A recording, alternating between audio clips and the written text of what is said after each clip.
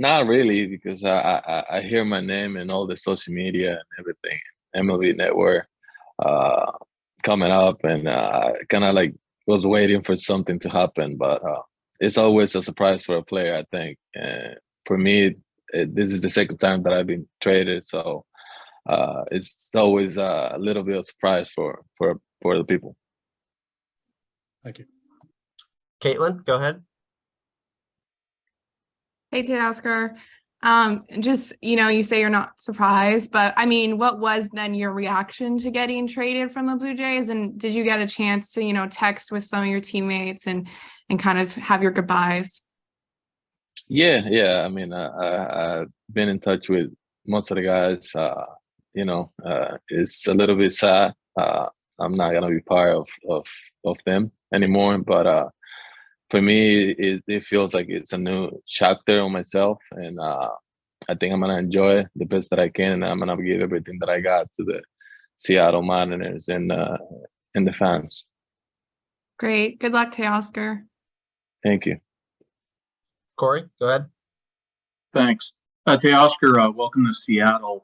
You got a good look at these guys in October at your place there and saw them celebrate there at the Rogers Center. You're joining a team that seems to be on the upswing, that has some really good young talent. What have you sort of observed, or what do you know about the Mariners at this point? I mean, it was pretty exciting, but at the same time, it was sad, because I was on the other side when they beat us and in the last game. But what I see that this team is capable of, it's pretty awesome. And now being a part of that, it's pretty exciting for me, and I can be any happier than this to be part of that too. Tim Booth. Hi, Teoscar. Welcome to Seattle. For those who haven't seen you play a ton before, how would you describe yourself as a player, and what kind of player the Mariners are getting in this deal? Myself, I'm a player that I always, I don't know if you see pictures, I'm always laughing, trying to make jokes with my teammates, trying to make them relax and not thinking too much about the things that is happening in a baseball field. I'm going to play as hard as that I can every time, and I'm a guy that it doesn't matter how I feel, I'm going to be in the field for the team and for my teammates. Any way that I possibly can, just to be in there, trying to help him and doing the best that I can. All right, we'll go Larry next, then Rob. Yeah, hi, Teoscar. I was just wondering if you had any relationship with guys like Julio or Luis Castillo from the Dominican, or anyone else on the Mariners. Yeah, I had a pretty good relationship with Luis Castillo. We also share agents. Julio, I know him from this year. He looks like a pretty nice guy, and I'm pretty excited to now be on the same baseball field and be part of the game of him. All right, go ahead, Rob.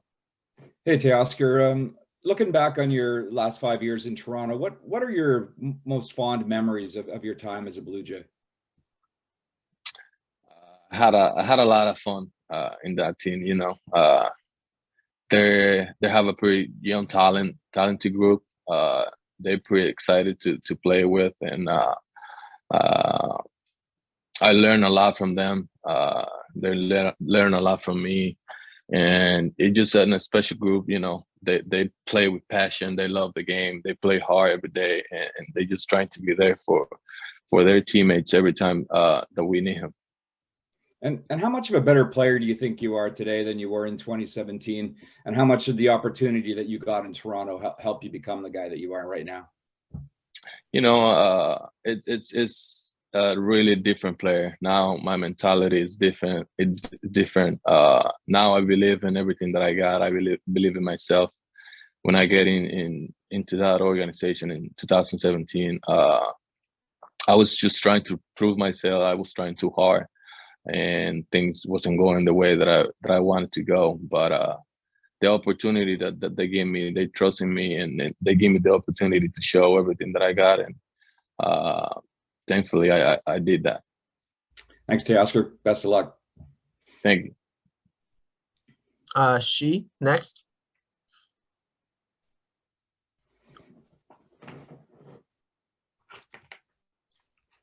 All right, we'll go ahead to Shannon Dreher.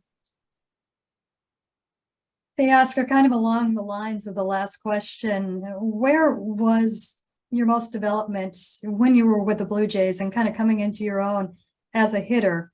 And what did you need to see to really get that belief in yourself and your abilities and what you could do at the plate?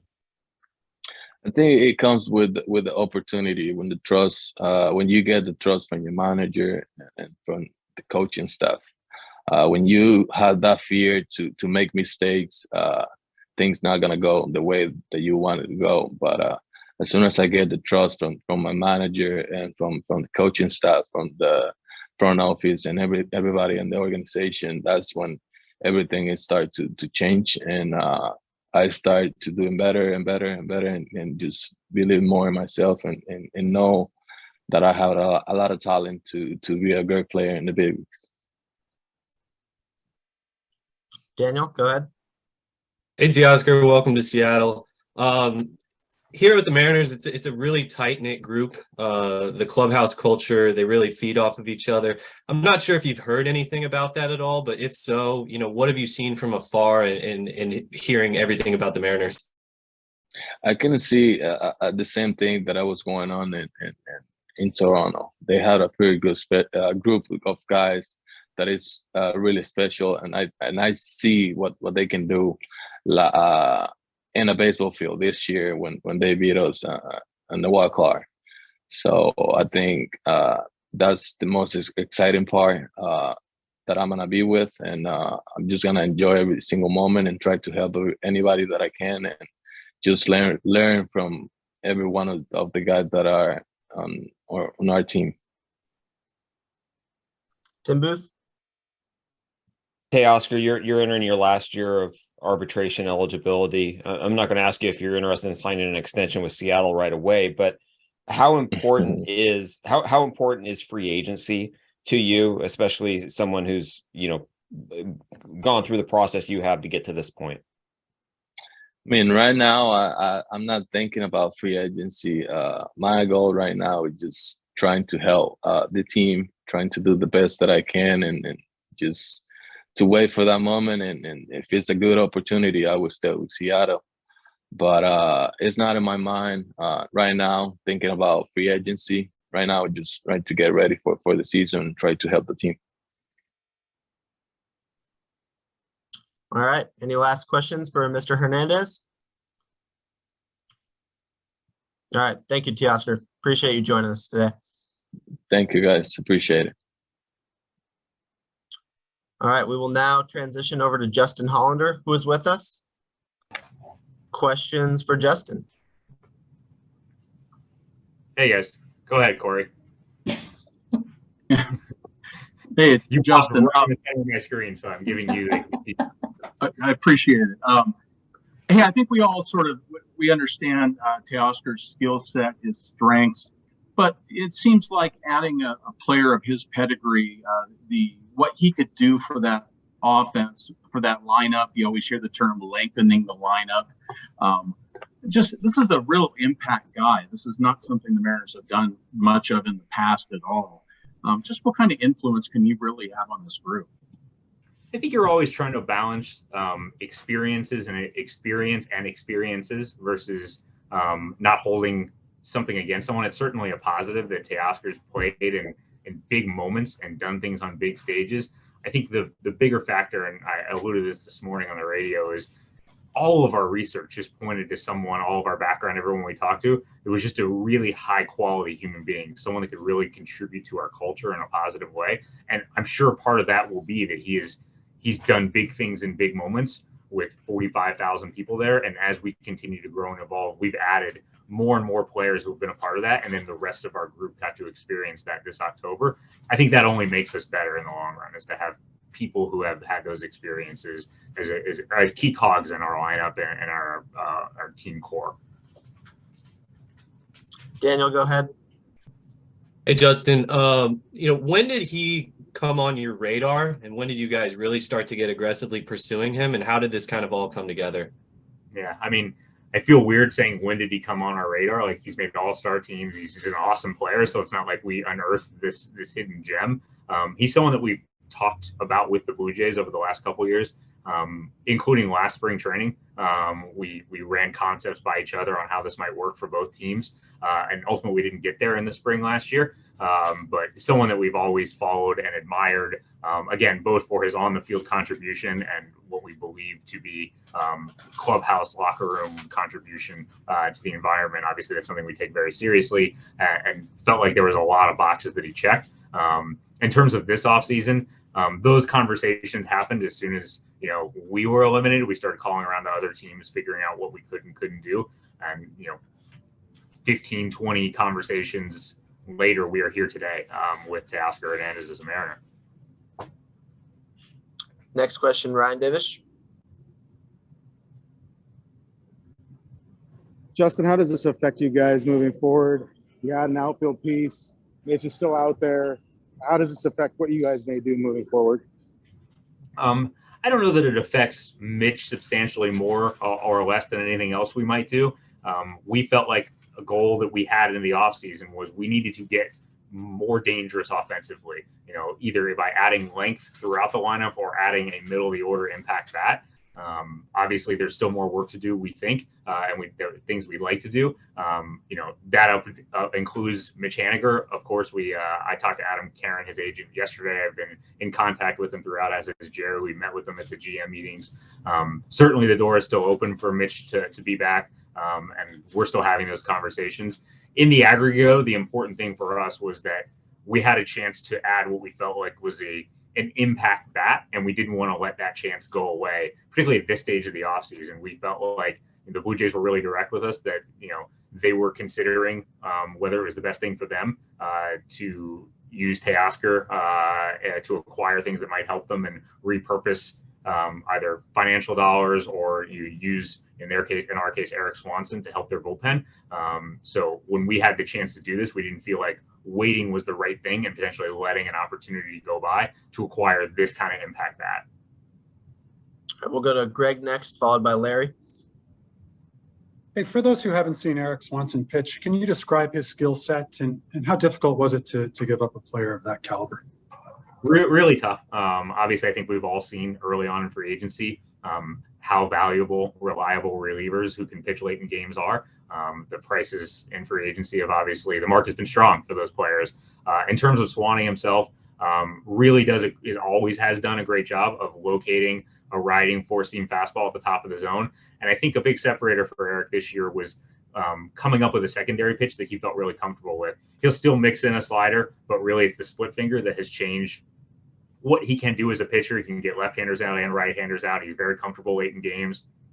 And then I think from a clubhouse perspective, he's well liked by everybody. Our manager loves him. Our pitching coaches love him. They can count on him. They can rely on him. He's always been a strike thrower, and he's always had the ability to locate the fastball like at the top rail. And that the split finger this year really changed his universe. It's something that he's been working on for a while and really took it to another level coming into the season out of spring training this year.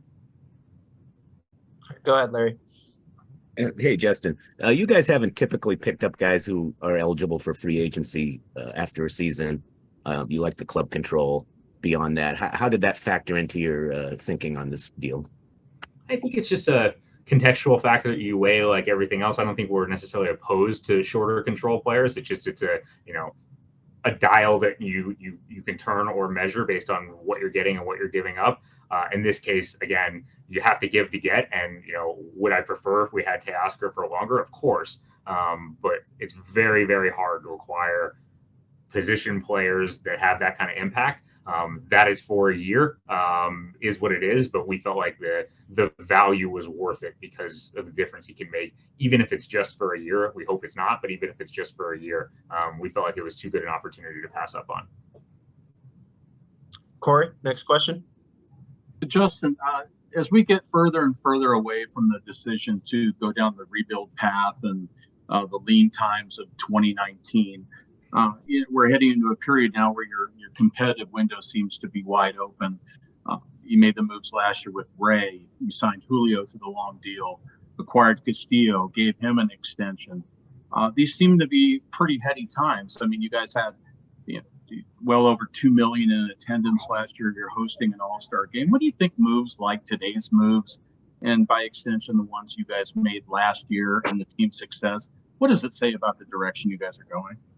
I think it's emblematic of a few things. First, our ownership's commitment. I mean, you listed a lot of things that they've invested in heavily in order to ensure that, you know, we're not just good in a given year or a small pocket, but that we have a chance to be good for a long time. So that's number one is ownership's commitment. John Stanton, Chris Larson, our entire partnership group, how committed they are to making sure that playoff baseball is in Seattle, what we hope for a long time.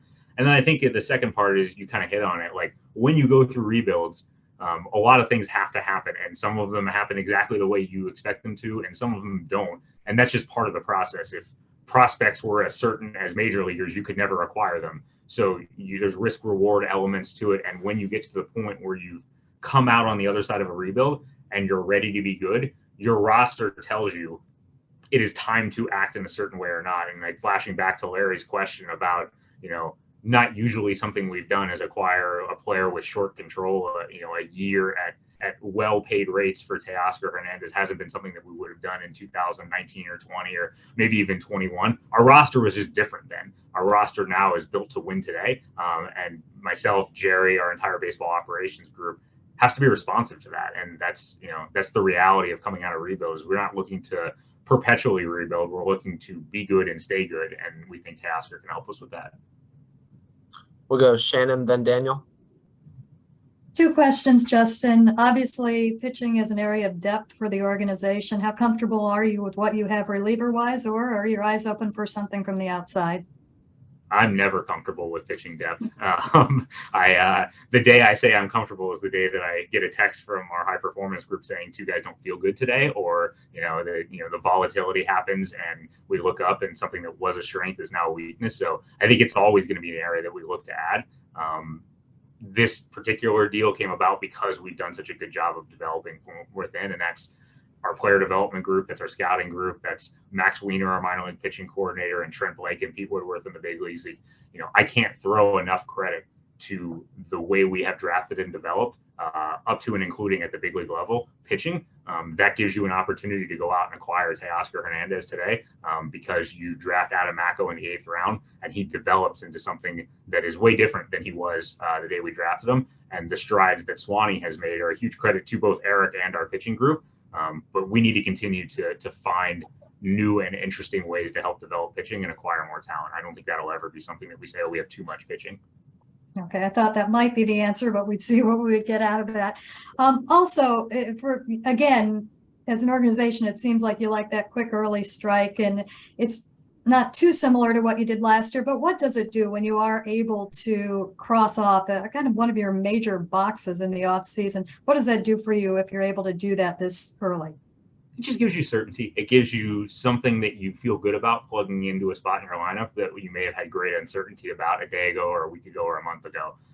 Certainty is really valuable, whether you're in the trade market or the free agent market. There's no guarantees. And so when you have a deal that you're comfortable with and you can do it and it answers a big need, we are generally of the mind to do it. And this one was too good an opportunity to pass up on because we believed in the player and the person so much, and it filled such a huge need for us.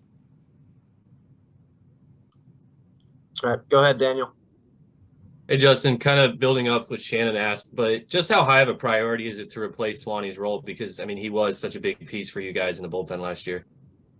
It's a priority, and I don't know whether that will be through an external acquisition, whether Swanee's role will be absorbed by the growth and maturation of other guys that we have existing, whether it comes as a trade or a free agent or the collective combined development of 3 pitchers. I can't answer that today.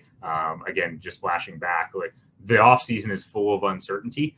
We felt better about being able to answer that hole than answer the hole that we had prior to acquiring Teoscar.